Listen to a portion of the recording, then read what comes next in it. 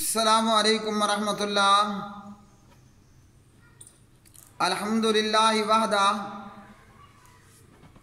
والصلاة والسلام علی من لا نبی بعدہ۔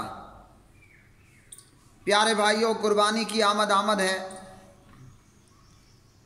اور اس سلسلے میں قربانی کے جو فضائل ہیں وہ قرآن مجید سے بھی ثابت ہیں، صحیح احادیث کی روشنی میں بھی ثابت ہیں، اور آگے میں آپ کو بتاؤں گا کہ اس سلسلے میں دیگر ویڈیوز کے اندر کہ اس سلسلے میں بہت ساری موضوع اور منکر روایات کو بھی بیان کر دیا جاتا ہے۔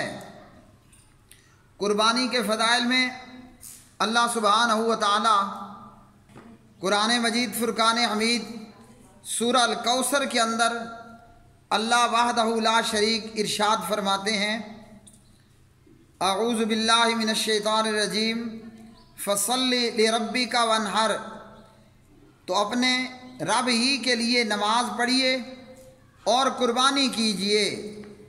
تو اللہ سبحانہ و تعالیٰ نے سورہ الکوثر پارہ نمبر 30 میں نبی علیہ الصلوۃ والسلام کو حکم دیا، اور اسی طرح آپ کے توسط سے سارے کلمہ پڑھنے والوں کو کیا حکم دیا کہ اپنے رب کے لیے آپ نماز پڑھیں اور قربانی بھی کریں۔ تو یہاں نماز کا حکم بھی ہوا اور قربانی کا بھی۔ یہاں قربانی کے فضائل میں یہ بات بھی سن لیں، بعض ائمہ کرام کے نزدیک رحمہم اللہ تعالی قربانی واجب ہے، اور بعض کے نزدیک قربانی سنت مؤکدہ ہے، اور اس میں راجح قول یہی ہے کہ قربانی سنت مؤکدہ ہے۔ قربانی کے حوالے سے قربانی ایک بہترین عبادت ہے، اور قربانی اسلام کے عظیم شعائر اور عبادات میں سے ہے، جس کا ذکر اللہ سبحانہ و تعالیٰ نے یہاں سورہ الکوثر کے اندر نماز کے ساتھ کیا۔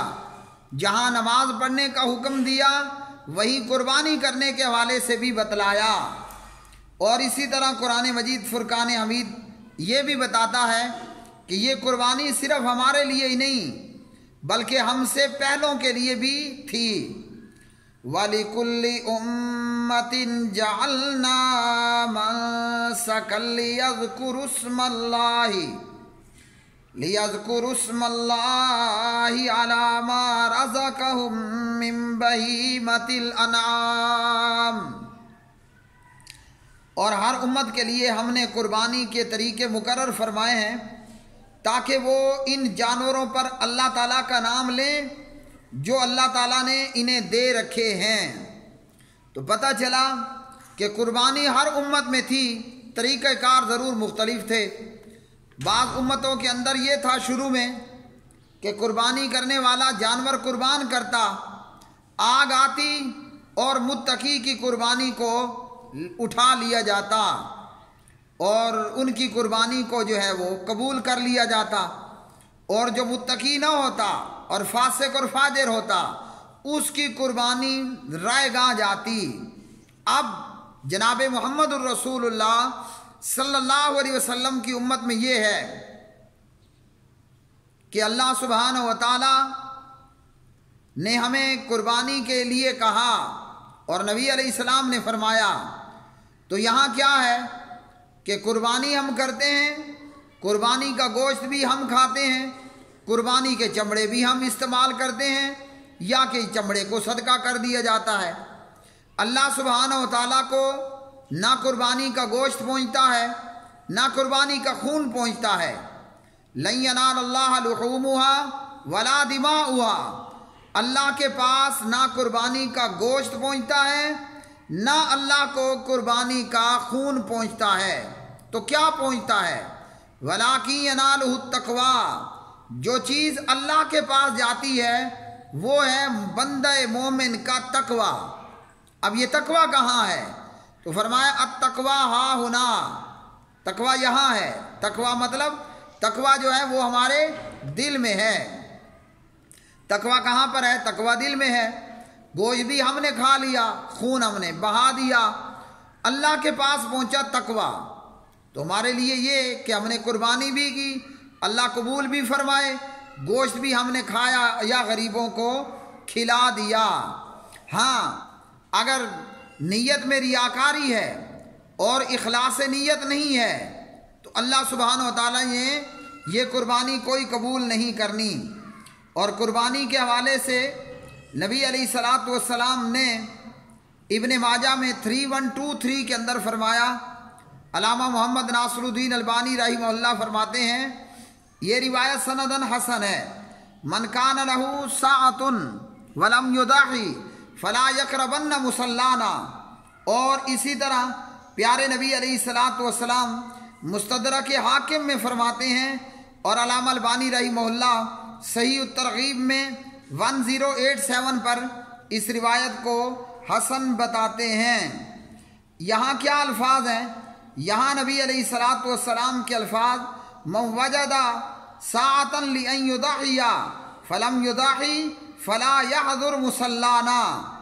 جو شخص قربانی کی گنجائش رکھتا ہے، طاقت وسعت ہے کہ بڑے جانور میں حصہ لگا لے یا قربانی کے لیے بکرا بھیڑ خرید لے، لیکن وسعت اور گنجائش کے باوجود وہ قربانی نہ کرے، تو فرمایا کہ وہ ہماری عیدگاہ کے قریب بھی نہ آئے، وہ ہماری عیدگاہ کو بھی نہ آئے۔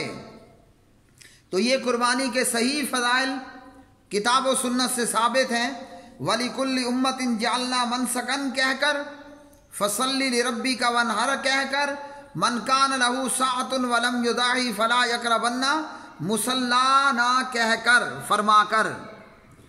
تو پتہ چلا کہ قربانی ہر مسلمان جو صاحب استطاعت ہے اس کو گنجائش ہے بڑے جانور میں حصہ پا لینے ڈال لینے کی یا علیحدہ سے بکرا لے لینے کی۔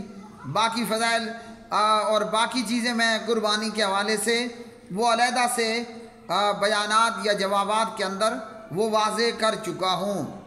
تو قربانی کی فضیلت قرآن کی آیت وانحر سے ثابت ہے، قربانی کی فضیلت وَلِكُلِّ أُمَّةٍ جَعَلْنَا مَنْسَكًا سے ثابت ہے، اور قربانی کی فضیلت جو ہے وہ من کان لہ ساعۃ سے ثابت ہے۔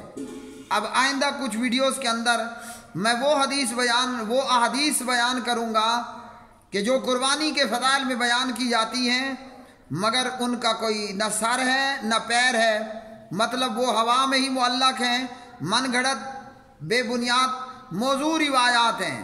اور یاد رکھنا چاہیے حضور نبی کریم علیہ السلام کی طرف وہی بات بیان کریں جو آپ نے فرمائی ہو اور سندن صحیح ثابت ہو، ورنہ من یقول علیہ ما لم اقل من کذب علیہ متعمدا فلیتبوأ مقعدہ من النار۔